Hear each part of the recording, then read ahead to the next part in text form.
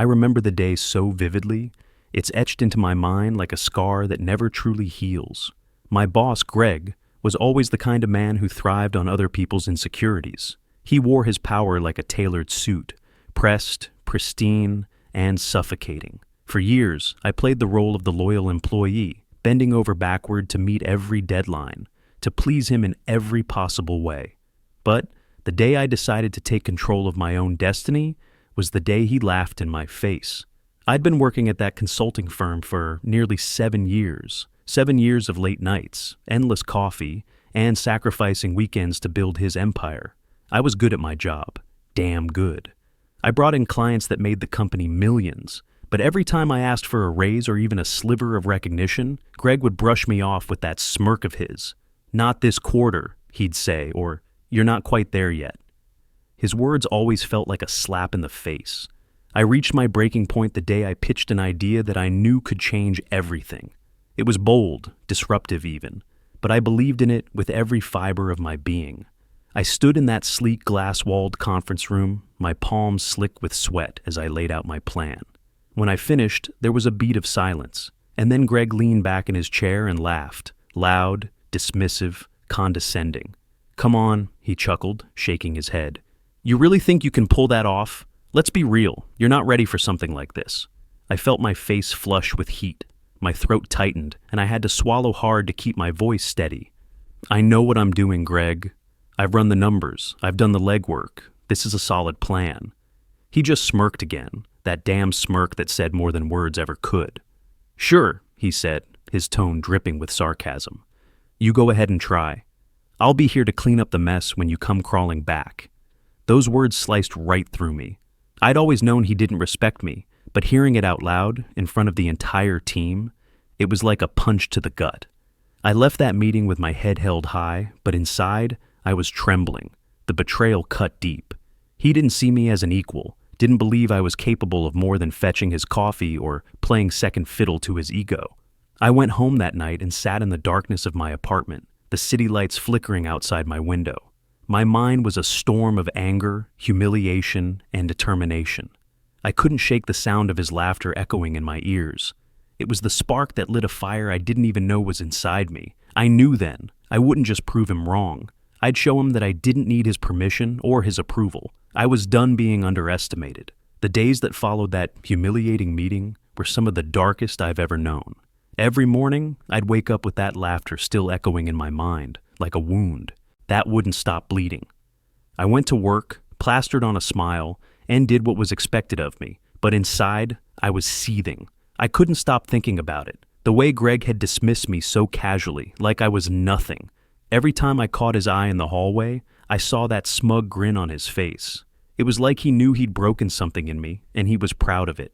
But he didn't know the whole truth. He didn't know that his laughter was the fuel I needed to start fighting back. I started spending late nights in the office, poring over every detail of my proposal. I wanted to be sure, to make it bulletproof. I worked alone, in the glow of my computer screen, the hum of the city outside keeping me company. My friends told me to let it go, to move on, but I couldn't. I wasn't ready to walk away, but something didn't sit right. The more I dug into the numbers, the more I realized that things weren't adding up. Greg had always been a control freak, but I never thought he'd go this far. I started noticing strange discrepancies in the company's accounts.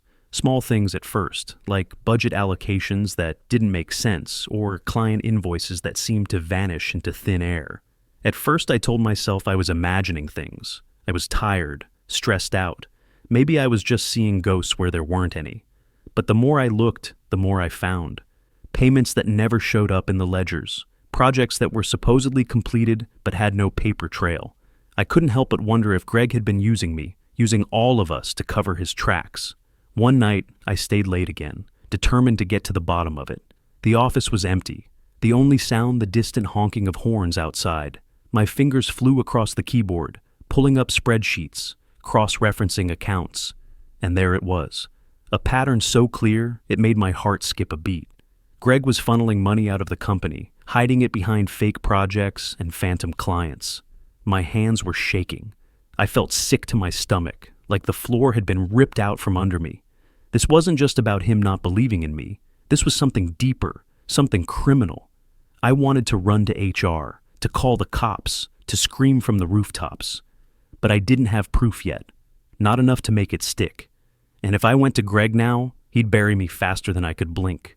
I sat there in the dark, my head spinning. The betrayal cut deeper than I could have ever imagined. This wasn't just about my pride. This was about everything I'd worked for, everything I'd believed in. I thought back to that meeting, to the way he'd laughed when I said I'd be back. It all made sense now. He wasn't just dismissing me, he was protecting himself. The next few days were a blur of paranoia and determination. I'd catch Greg watching me out of the corner of his eye, like he could sense that I knew something. My colleagues started to notice too. "You okay?" they'd ask. "You've been quiet lately." I'd just nod and force a smile, but inside I was falling apart. I couldn't trust anyone. I started to see shadows in every corner, whispers in every hallway. Every time my phone buzzed, I'd jump, half expecting it to be Greg calling me into his office to accuse me of snooping, but he didn't. He just kept acting like everything was fine, like he had nothing to hide. That was the scariest part of all. How calm he was, how perfectly he played the part of the benevolent boss. I'd lie awake at night, staring at the ceiling, the weight of it all pressing down on me. I was angry, so angry I could barely breathe. But more than that, I was terrified. What if I was wrong? What if I went after him and he destroyed me? I'd seen what happened to people who crossed him. Their careers vanished, their reputations dragged through the mud. But then I'd remember that day in the conference room, his laughter like a slap in the face. And I knew I couldn't just walk away. I had to find the truth. I had to prove to myself that I wasn't crazy, that I wasn't imagining it, even if it meant risking everything. Because if I didn't fight back, if I didn't stand up to him, then I'd be just as guilty as he was, and I couldn't live with that. The turning point came one rainy Tuesday night. I was the last to leave the office again, the only light in the building, a single desk lamp that cast long, trembling shadows across the carpet. I'd been scouring every file, every email, every report I could get my hands on. My eyes were raw from staring at the screen, my fingertips numb from typing. But I couldn't stop. I was driven by a mix of anger and a gnawing desperation to know the truth. I was going through an old project folder when I stumbled across an email thread that made my blood run cold. It was a series of back-and-forth messages between Greg and a shell company I'd never heard of.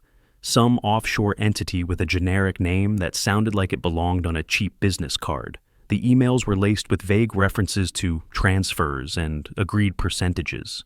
But the attached documents made it all clear. Bank statements, wire transfer forms, even scanned contracts that proved money was being siphoned out of our accounts into this phantom company. I sat there, staring at the screen, my heart pounding so hard I could barely hear the rain tapping at the window. This was it, solid proof that Greg was stealing from us. All those vanished invoices, the missing funds, the projects that never materialized, it all pointed back to him. I leaned back in my chair, breathing ragged, a strange calm settling over me. I knew I couldn't let him get away with this, but I also knew I had to be careful. Greg was too powerful, too connected. One wrong move, and he'd find a way to bury me. I had to play it smart, to become the strategist I'd never dared to be. Over the next few days, I started building my own secret case file. Every night after work, I'd copy the most incriminating emails and financial records onto an encrypted flash drive I kept hidden in my bag. I even started recording conversations. Nothing illegal, just casual chats in the break room where Greg would brag about his savvy business sense or drop hints about off-the-books deals. My hands would shake every time I pressed the record button, but I forced myself to keep going. I knew I couldn't do this alone. I started reaching out to people I trusted. Quietly, carefully, feeling them out. My friend Jess in accounting had always been sharp, always suspicious of how Greg operated. I invited her out for drinks one night, our laughter forced and brittle as we clinked glasses. "Jess," I said, lowering my voice, "you ever notice things not adding up around here?" She paused, her eyes narrowing. "Like what?" "Like missing invoices, ghost projects, money that just disappears." She didn't say anything right away, just sipped her drink and stared at me. Then she leaned in closer. "I've seen it too," she whispered. "I thought I was crazy." We swapped stories, each revelation another puzzle piece clicking into place. Jess agreed to help me dig deeper. She had access to accounts I didn't, and she was as determined as I was to expose the truth. Every night after that, we'd meet in secret, sometimes at her place, sometimes at mine, comparing notes, building a timeline, connecting the dots. The more we found, the more the anger in me turned to something sharper, more focused. I wasn't just a victim anymore. I was becoming a force in my own right. Every new piece of evidence was another weapon in my arsenal, another step closer to the reckoning I knew was coming. But it wasn't easy. I'd come home from those late-night meetings and collapse onto the couch, too wired to sleep, but too exhausted to think.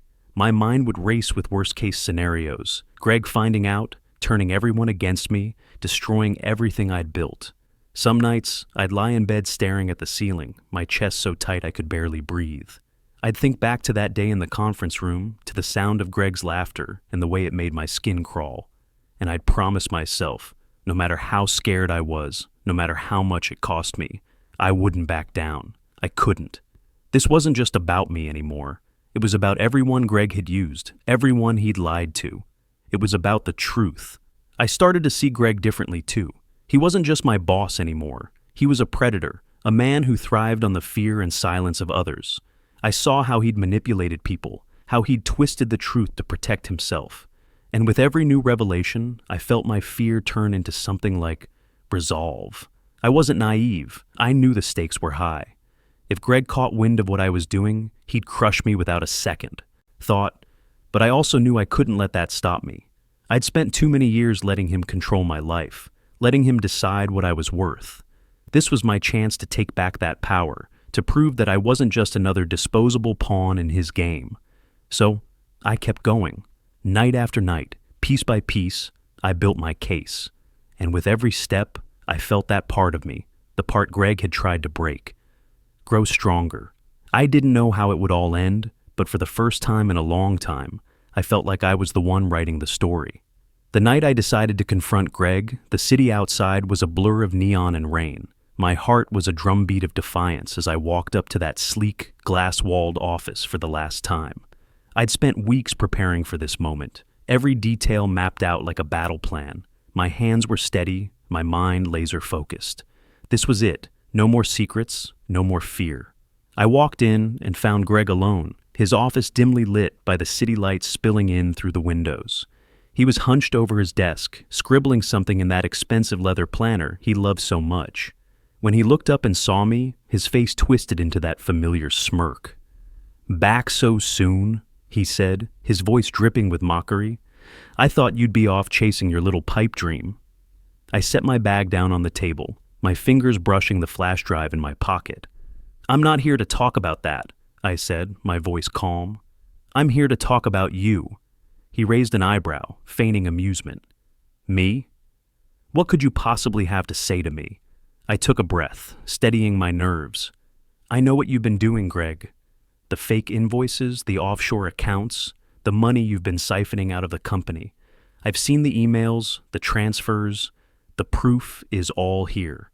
I pulled out the flash drive and held it up, letting it glint in the dim light. For a moment, he didn't react. Then he leaned back in his chair, a slow smile spreading across his face. "You've been busy," he said, his tone almost admiring.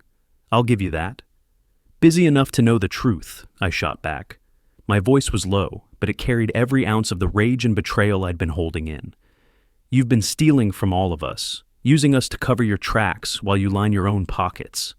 Greg's smile didn't falter, but there was a flicker of something in his eyes, something that told me I'd struck a nerve. "You think you're going to take me down with that little flash drive?" he said, his voice dangerously soft. "You have no idea what you're getting yourself into." "I know exactly what I'm doing," I said.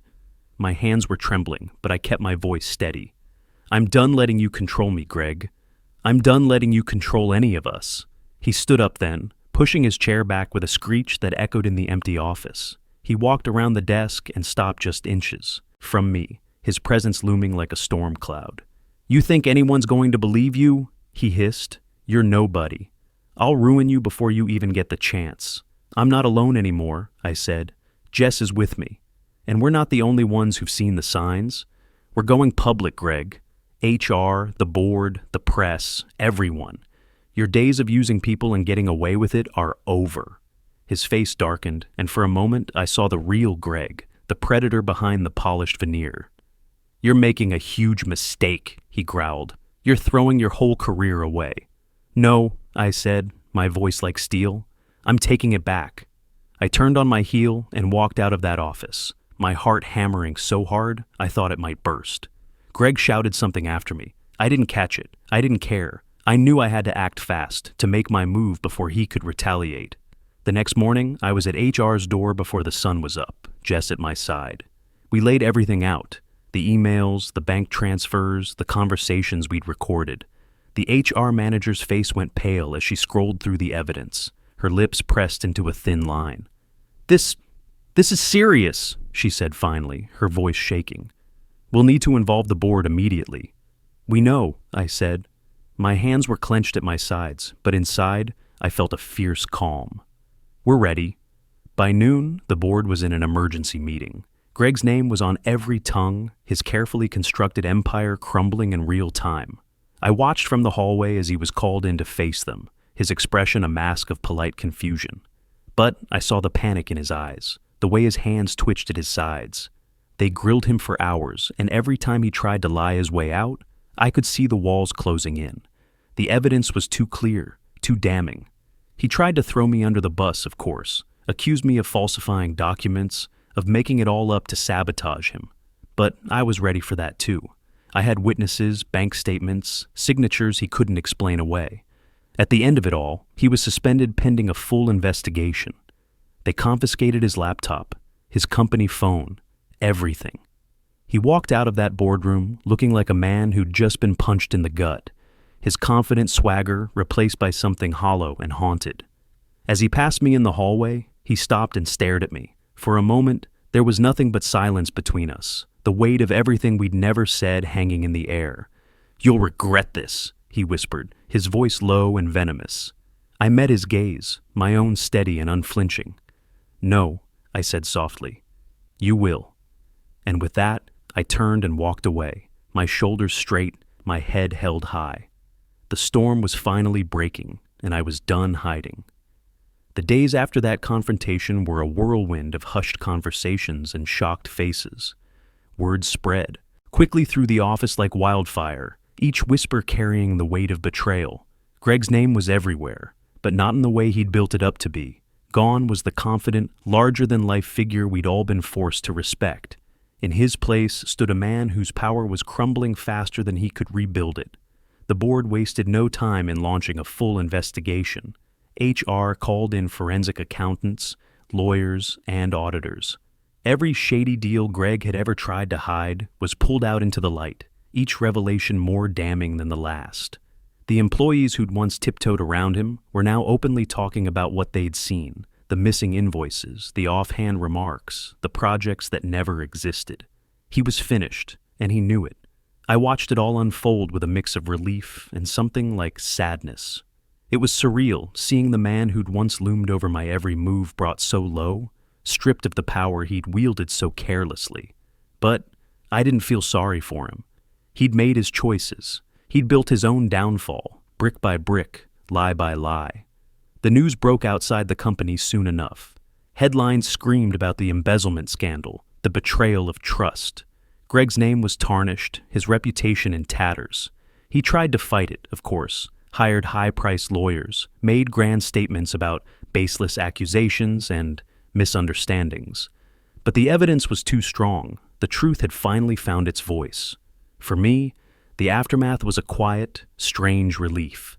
There were no cheers, no applause, no cinematic ending, just a slow, dawning sense of freedom.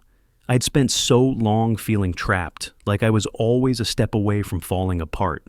But now I could breathe again. Still, the victory wasn't without its scars. Some nights, I'd lie in bed, the memories of those late-night discoveries and the fear I'd felt washing over me all over again. There was a part of me that still flinched at the thought of confrontation, of standing in that boardroom with my heart in my throat. But I also knew, deep down, that I'd found something in myself I never knew I had, a strength I'd spent years trying to bury, Jess and I stayed close after that, our bond forged in those long nights of digging through secrets. We both knew we'd never be the same again, but we'd also never be small again. We'd stood up for the truth, even when it terrified us, and that was enough. As for Greg, last I heard, he was under criminal investigation, his career in ruins. The empire he'd built on other people's backs was gone, and I couldn't help but feel a flicker of pity. But only a flicker. Because in the end, he'd brought this on himself. I stepped out of that chapter of my life carrying scars, but also a new kind of hope.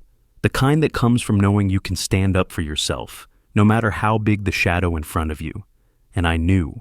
I would never let anyone make me feel small again. After Greg was gone, the office felt different. There was still tension in the air, the residue of everything we'd been through, but there was also something else, a sense of possibility, of new beginnings. People started to talk openly again, to smile without fear. It was like the sun had finally broken through after years of darkness. For me, life didn't become perfect overnight, but I found a quiet kind of peace in the days that followed. I stopped waking up with that weight in my chest, stopped second-guessing every word and action. The world outside felt brighter somehow, as if all those nights spent in secret, all those days spent fighting for the truth, had finally paid off. I took some time off, something I hadn't done in years. I traveled a little, just far enough to clear my head and let the past settle where it belonged. I found myself standing on a windswept cliff overlooking the ocean, the roar of the waves drowning out every last echo of Greg's laughter. In that moment, I realized how small he was in the grand scheme of things, how small all of it was compared to the life I still had ahead of me. When I came back, I didn't go back to that office. I knew I couldn't, not really. Too many ghosts in those hallways, too many memories. Instead, I took a chance on something new. I started my own consulting firm with Jess, just the two of us at first, working out of coffee shops and borrowed desks. It wasn't easy, but it was ours. Every client we landed, every small victory, it all felt like a quiet defiance, a reminder that we were more than the sum of what we'd survived. There were still nights when the fear would creep back in, when I'd remember the way Greg looked at me that last day, the venom in his voice. But I'd learned something important in those months of fighting back. Fear doesn't have to own you. It can be a teacher, a guide, a reminder of what you're capable of when you refuse to let it win. I found a kind of strength I didn't know I had, the kind that doesn't roar but hums steady and sure in the background, the kind that tells you you've faced worse. You've stood in the fire and come out whole, and that's something no one can ever take away. The betrayal still stings, but it doesn't define me anymore. It's just one chapter in a story that's still being written. And for the first time in a long time, I'm the one holding the pen. I've learned that sometimes the people who try to break you are the ones who teach you exactly how to stand tall. That sometimes the laughter meant to mock you becomes the fuel that drives you to build something bigger, something stronger, something that's truly yours. I look back now and see that meeting in the conference room for what it really was. Not the end of my story, but the beginning of a new one. A story where I get to decide how it ends and who I become. And that, more than anything, is what gives me peace. Looking back, I realized that Greg's laughter wasn't the end of me. It was the spark that lit something I'd been hiding for too long. It taught me that strength isn't just about standing your ground in the face of betrayal. It's about refusing to let someone else's doubts define who you are. In that moment of confrontation, when I held the proof in my hand and faced him head on, I saw more than just a liar exposed. I saw myself for who I truly was. A person who refused to be silenced, who refused to let fear decide their future. I learned that even when the odds feel stacked against you, there's a quiet power in choosing to fight for what's right. The betrayal hurt, of course. The lies, the manipulation, it cut deep. But in the end, it showed me that the strongest thing you can do is trust yourself. To know that your instincts, your voice, your truth matter more than anyone else's perception of you. I don't pretend that I'm the same person I was before. The fight changed me, made me more cautious in some ways, more determined in others. But most of all, it made me see that the real battle isn't against the people who try to tear you down. It's against the doubt they plant inside you. The little voice that says you're not enough, that you should back down, that you should play it safe. I don't listen to that voice anymore. Because the day I walked out of that office, I took back something no one can ever take from me, my self-respect, my belief in what I can do and who I can become. So, if there's one thing I've learned through all of this, it's that real strength doesn't come from proving others wrong. It comes from proving to yourself that you're worth fighting for, that you're not just a footnote in someone else's story. You're the author of your own. As I look to the future, I carry that lesson with me. And if there's anything I hope you'll take away from my story, it's this.